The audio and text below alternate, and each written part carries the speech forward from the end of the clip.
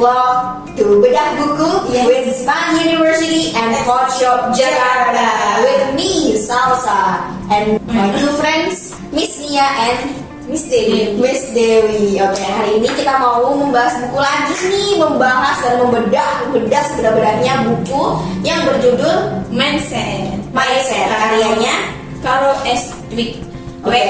Mindset atau pola pikir ya teman-temannya, dimana kita yakini banget kalau di Coach Shop itu ya kita yakin bahwasanya segala hasil yang terjadi di dunia ini berasal dari mindset ya. Oke. Di buku mindset ini kan cukup tebel ya. Mbak Dewi sama Mbak Nia ini mau bahas beberapa, terus bahasnya tentang apa?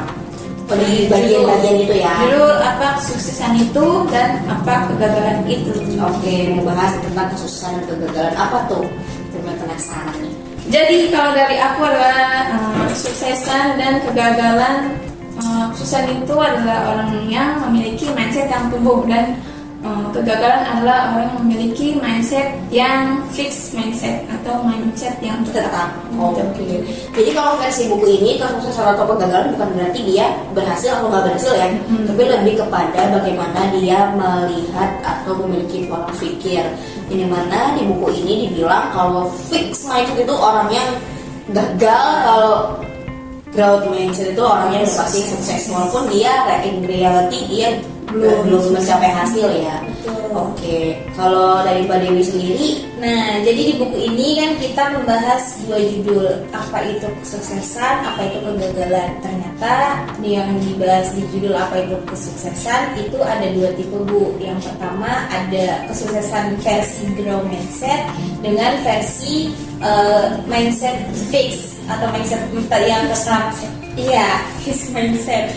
Nah, kalau dari grow mindset apa itu kesuksesan? Jadi contohnya sebagai atlet sih, di sini ada ceritanya atlet. Jadi atlet ini dia ketika bertanding itu dia nggak melihat gue harus menang, enggak, tapi dia merasa dia sukses ketika memang proses yang dia jalani, contoh seperti latihannya, ketika bertandingnya apa yang dia lakukan, pokoknya prosesnya dia tuh menganggap proses yang dia lakukan itu udah termasuk hal yang sukses, karena yang tadi dia bilang dia tuh udah maksimal gitu loh kalau untuk grow mindsetnya. Tapi ada apa itu kesuksesan dalam yang fixed mindset, ada itu tuh kayak mereka melihat bukan dari proses, tapi mereka melihat dari mau prosesnya jelek, mau prosesnya amburadul, yang penting gue harus terlihat itu adalah hasil. Dan kalau yang dari kegagalan juga ada, Bu, kegagalan dalam grow mindset itu ketika orang itu gagal, mereka tidak menyalahkan orang sekitar atau bahkan tidak menyalahkan dirinya sendiri. Dia malah mencari solusi. Gimana ya agar cara yang ini salah, berarti kita bisa pakai cara A, B, C. Jadi dia mencoba berbagai cara. Tapi kalau misalkan kegagalan dalam versi fixed mindset itu pasti dia menyalahkan dirinya sendiri. Aduh, harusnya gue gak gini nih. Aduh, harusnya, bahkan dia bisa menyalahkan orang lain. Itu ada. Oke, mungkin salah satu contoh di kehidupan kita sehari-hari itu fixed mindset itu orang-orang yang selalu berkutat dengan ngatain orang, dia punya privilege. Ya, dia mah punya privilege, kita enggak gitu. Padahal kalau orang yang memiliki pola pikir growth atau pola pikir bertumbuh, dia akan cari solusinya. Kalau misalnya memang dia tidak punya privilege, bagaimana caranya dia bisa maju tanpa privilege gitu ya. Oke, tadi kita udah ngomongin nih soal bedanya fix sama growth mindset. Kalau versi Mbak Nia sama Mbak Dewi, gimana sih caranya supaya kita jadi orang yang memiliki growth mindset kan? Tentunya kan kita nggak mau ya jadi orang yang memiliki pola pikir fixed mindset, karena itu adalah salah satu tiket kegagalan orang. Orang tuh nggak akan bisa berhasil kalau udah punya mindset yang fix gitu. Kalau dari aku, betul kata Mbak Dewi, yang kegagalan bagi orang yang growth mindset adalah ketika sesuatu tidak sesuai dengan ekspektasinya, yang disalahkan bukan orang lain, tapi kalau aku kita tidak boleh menyalahkan diri kita sendiri, tapi kita harus cari why-nya. Kita harus selalu mencari why dari keberadaan kita di bumi ini. Kenapa kita menjadi manusia? manusia itu harus apa, bermanfaatnya bagaimana. Kalau misalnya mempunyai growth mindset adalah sesuatu pola pikir yang berasal dari kita sendiri. Misal hasil belum maksimal, ya berarti kita belum maksimal dari kita sendiri.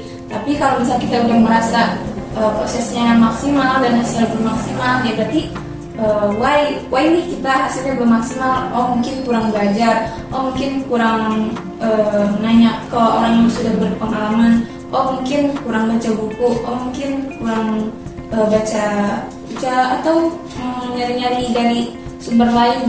Dari aku, tipsnya untuk menjadi orang yang punya growth mindset adalah mulai dari kita sendiri. Oke. Kalau menurut Mbak Dewi, mau itu sukses, mau itu gagal, ternyata semua itu kita belajar dari proses. Tanpa proses, kayaknya kita nggak akan bisa tahu hasilnya akan seperti apa ya. Walaupun apa yang kita lakukan nggak berdampak baik gitu, tapi aku yakin banget apa yang kita lakukan sekarang tuh nanti pasti akan ada hasilnya. Oke, jadi itu ya kalau dari versi Mbaknya sama Mbak Dewi, kalau dari Mbaknya itu harus banyak belajar. Bahkan kalau misalkan kamu dihadapkan dengan sesuatu yang menghalangi kamu untuk menuju keberhasilan kamu, jangan sungkan untuk tanya atau belajar dari ahlinya. Nah kalau versi Mbak Dewi intinya jangan pernah lupakan proses gitu ya, bahwasanya proses itu adalah tiket kita bisa menjadi lebih baik untuk bisa achieve target kita masing-masing. Oke, mungkin kalau dari saya sendiri ya, ciri-ciri orang yang memiliki fixed mindset adalah dia itu tidak pernah mau terbuka sama hal-hal baru. Dia selalu merasa takut untuk mencoba hal baru. Misal nggak mau cobain bisnis, takut gagal karena orang bisnis kayaknya gagal deh. Atau yang kedua misalkan beberapa hal yang pernah sering kita temukan, misalkan ketika dihadapkan dengan sebuah pelajaran baru.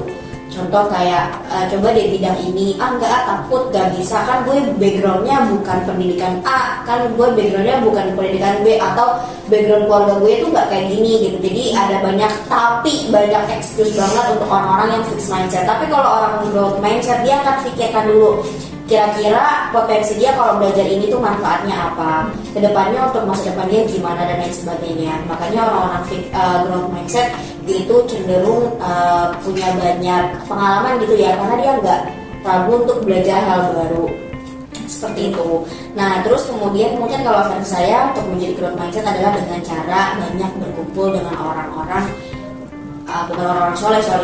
orang-orang yang memiliki banyak pengalaman gitu ya, sharing. Jadi bukan berkumpul pada sekumpulan orang-orang yang tukang gosip aja gitu. Misalkan ke kumpulan orang-orang entrepreneur, atau mungkin kumpulan biasanya tuh para pendidik tenaga pendidikan dan lain sebagainya. Karena waktu itu kan saya backgroundnya pendidikan gitu ya, jadi saya berkumpul sama orang-orang yang notabene itu pengajar dan lain sebagainya. Dan memang sudut pandang mereka tuh sangat lain soal kehidupan dibanding sama orang-orang yang sorry to say mau belajar ke jenjang selanjutnya aja enggak dan lain sebagainya. Mikirnya hidup itu hanya sekedar soal uang dan lain sebagainya, itu beda banget gitu. Mungkin itu dari saya. Nah teman-teman, tidak terasa sudah hampir 10 menit kita menemani teman-teman untuk membahas bedah buku terkait fixed mindset atau growth mindset. Teman-teman komen dong di bawah apa sih ciri-ciri fixed mindset dan growth mindset menurut kamu.